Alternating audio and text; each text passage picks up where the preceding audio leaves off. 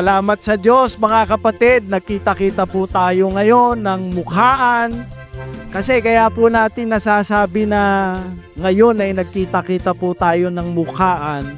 Madalas na pagkakataon po kasi lalo na po yung mga kapatid po nating mga matatanda ay nakikita lang po natin sila sa Zoom. At saka isa pa, kung magkakatipon po kasi tayong lahat sa ating lokal, sa isang pagkakataon, sa isang batches, ay hindi rin po tayo magkakasya. Kasi ang atin pong lokal, mga kapatid, ang seating capacity lamang po ay nasa 30. Siksika na po yung 40, mga kapatid. Kung minsan po, lumalagpas pa tayo ng 40 sa lokal Kaya lang mga nakatayo na po yung marami doon sa bandang likuran. Tsaka sa bandang labas, mga kapatid.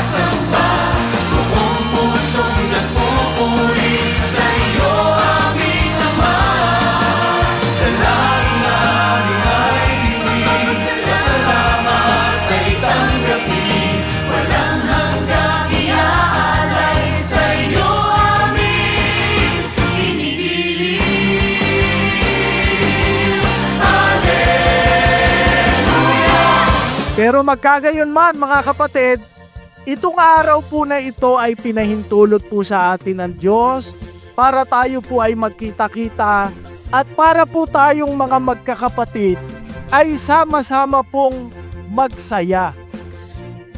Kaya mga kapatid, masaya po ba tayong lahat na naririto sa mga oras na ito? Sana mga kapatid, masaya tayong lahat kasi sinasabi ng Biblia yun At kung ang isang sangkap ay nagdaramdam, ang lahat ng mga sangkap ay nagdaramdam na kasama niya. O kung ang isang sangkap ay nagkakapuri, ang lahat ng mga sangkap ay nangagagalak na kasama niya. Kaya mga kapatid, ang bawat isa po sa atin na naririto ay mga sangkap ng katawan. Tama, mga kapatid? Alin ba yung katawan? Alam naman natin ang kahulugan ng katawan.